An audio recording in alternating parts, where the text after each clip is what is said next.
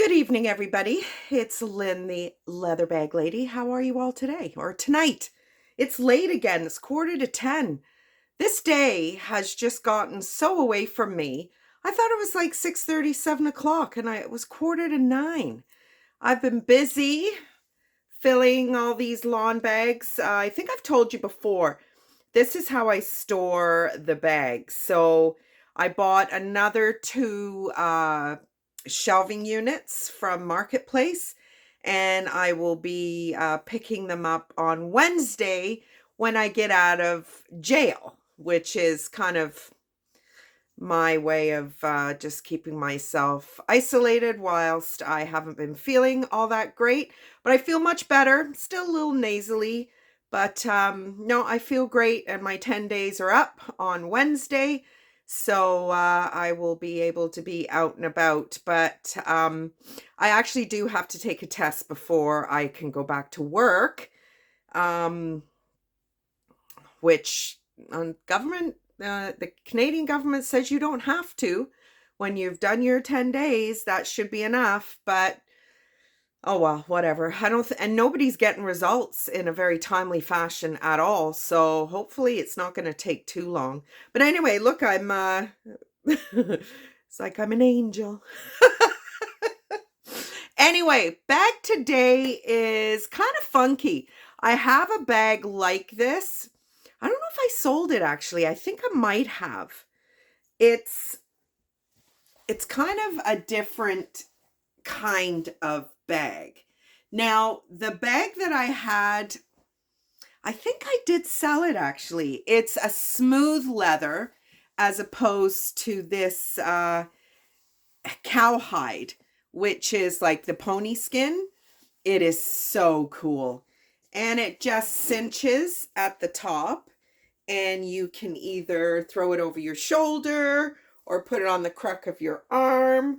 And if you don't want to use it as a purse, you can, remember when we used to have these things and we put our PJs on them on our beds? So that's today's bag. Now, there are some issues with it because there are some bald spots. There's kind of one area in particular that has quite a bit of balding. But the way I look at it is it's so busy. From a distance, you really can't tell because all it looks like is all this kind of balding is just the white.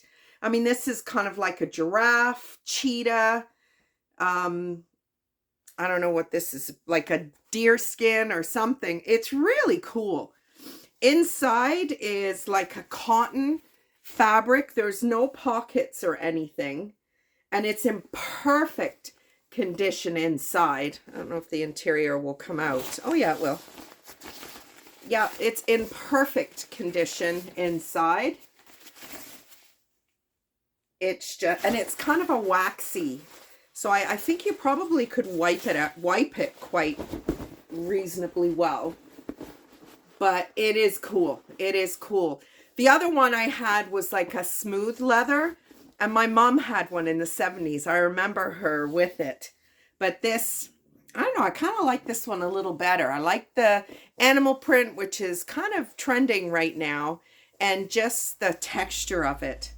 So that's today's bag. There are a couple of other little areas where it's starting to bald, more so in this corner than anywhere else. Yeah, this side is kind of perfect. So that's today's bag. It's already listed. I listed it earlier today. I just didn't get a chance to do the video.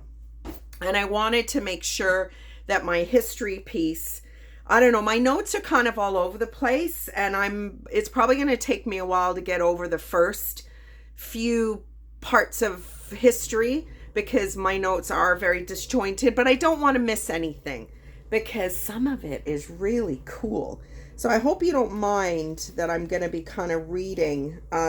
So yesterday we talked kind of about the Egyptians, 14th century. Drawstring bags were attached to the gentlemen's girdles. Pockets were several hundred years away from the 14th century. So I showed you those little examples of drawstring pouches yesterday, and that's where people kept their seeds and coins and things of that nature. Now, just to kind of, let's see, women,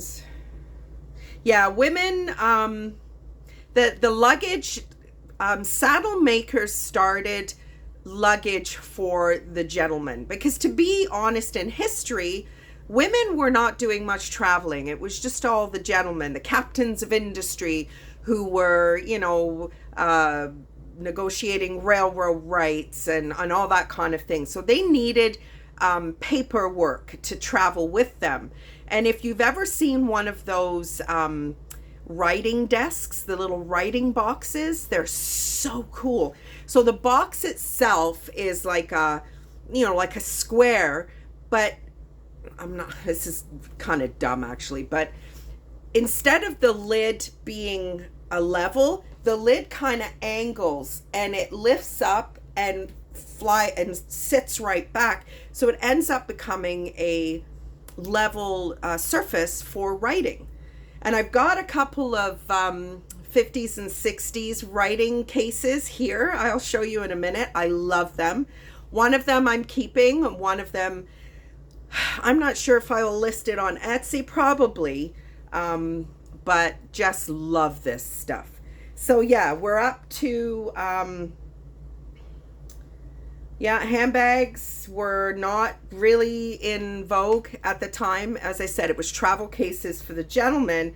And then as women started to accompany their gentleman friends, and there's actually some evidence that it wasn't wives that would accompany the gentlemen, it would be their mistresses, because the only way to be able to be undetected was to have their mistresses join them for business travel. So nothing's changed, right? No, I'm just saying. So,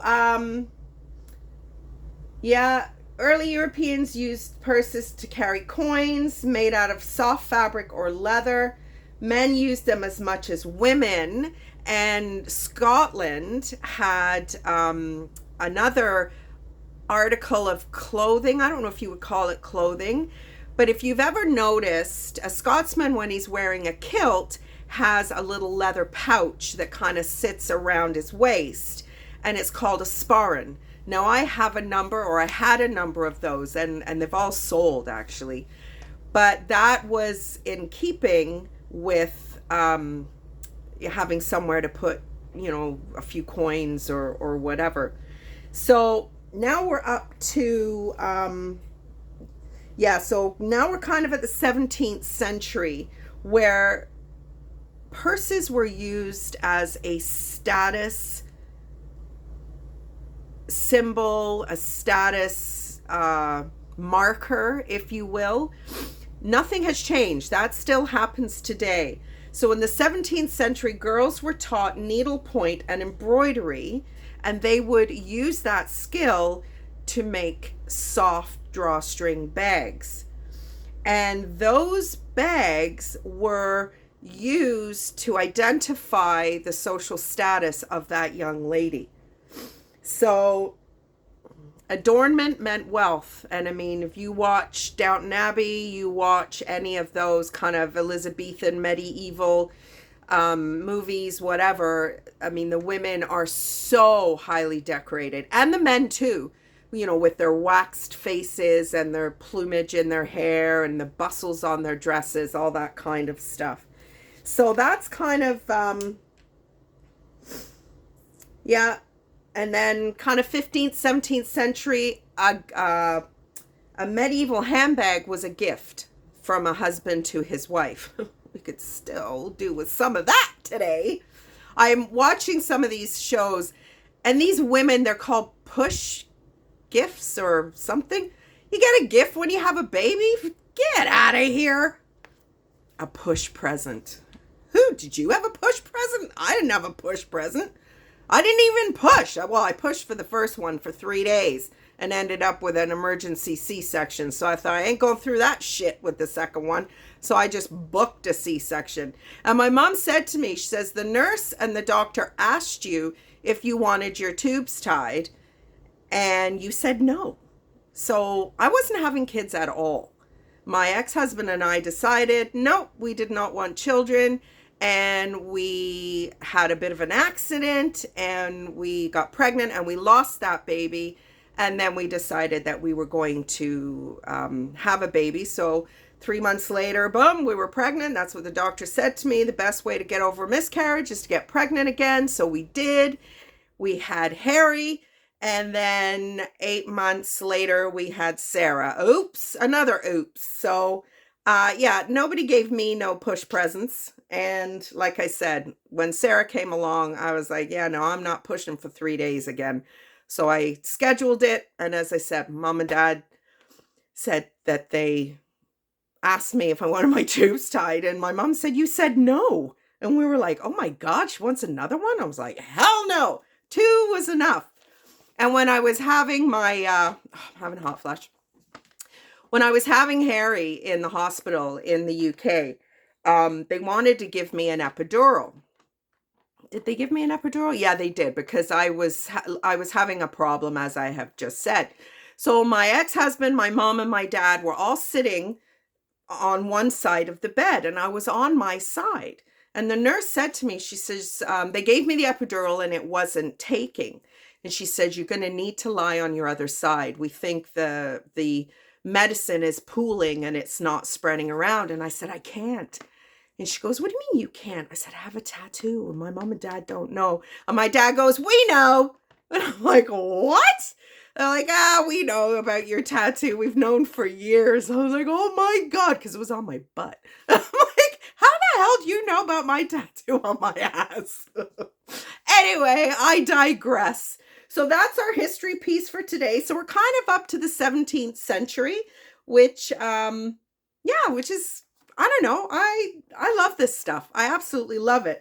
So our official history piece is at the 17th century, but the few little items that I have on my ironing board, because let's get technical, I'm still using my ironing board, are some pieces from the 50s and 60s. So this one is not, but I'll get to that one in a minute. So these gorgeous items, this color, you know, I am just mad for. So I am keeping this, but this one will probably find its way onto Etsy. So back in the day, when you traveled and you wanted to write your loved ones or your honey or whoever a letter, you would bring with you a writing case. So it zips on all 3 sides. You open it up and here you go.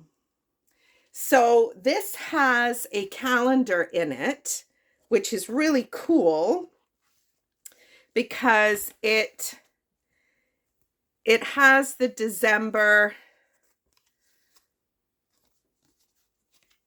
Yeah, so here where would November, December. Where's Oh no. Oh yeah, so there's January, February. So you would just change these every month, and then you've got your little cards. So I guess you'd have to know that rhyme, whatever it is, for the 30 and the 31st.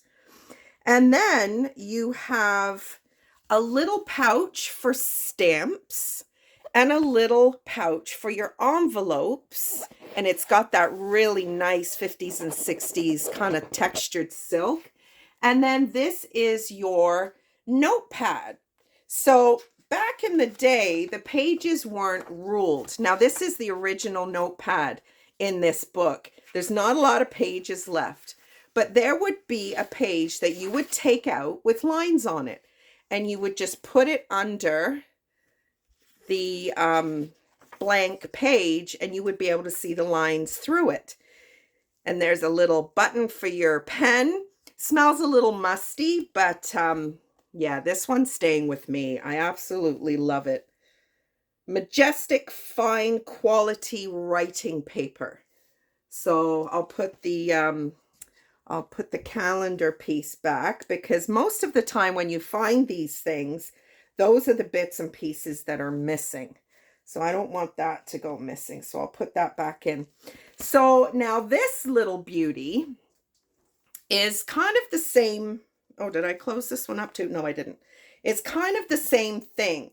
It's a little bit more comprehensive. It's still got that shiny silk. So here you've got a little pouch for notes, a little pouch for stamps, and a little pouch for your address book. Not sure what would go in there. There's a pouch for notepads or envelopes. And then this one's a little different. This one is like a blotter. So it has the openings on either side, and you can just slide paper in there. So this one's probably 50s, this one's 60s, because this one is not, we're not using manufactured, glued, actual writing pads yet. This is all individual paper. This one is kind of cool in that it has somebody's name monogrammed on it. So Monty had a lot of class. Monty was a classy guy. So this piece will probably end up on Etsy. Isn't it gorgeous? And then just before I go, this is what we used to use when we traveled without technology. So look at this baby. You've got your tickets, your passport, your documents, and your traveler's checks. Remember traveler's checks? I remember traveler's checks. And you would put all those items in their receptacles. You've got another little pocket here. There's a zipper. God, I'm all backwards. There's a zipper here. Don't know what that's for. That's just a pocket. And it's all suede. It's all beautiful suede here and all just down the top. Oh, and there's a slip pocket on the back as well. But isn't that gorgeous? So this is probably, I'd say probably 70s, 80s, this item. So I don't know, maybe, maybe I could lot them together as a travel duo. Yeah, the errors are a little different though. But anyway, so that's just some idea of the stuff that I'm finding as I'm cleaning things out. I love this stuff. Absolutely love it. So, oh my God, we're 17 minutes in and I haven't told you about all kinds of useless crap that's going on in my day. I've been busy cleaning and doing all kinds of stuff. And, did I do anything significant today? No, I don't think so. I didn't get up till 10:30 today. I've just been so tired. I was up late last night, though. I think I stayed up till like 2 a.m. I don't know. I just get a second wind and then I can't get to sleep. So anyway, hope y'all had a good day today. We were supposed to get freezing rain and snow today. It didn't really happen, which is good. So anyway, that's it for me. Hopefully I will see you tomorrow and have a good one. Bye, everybody.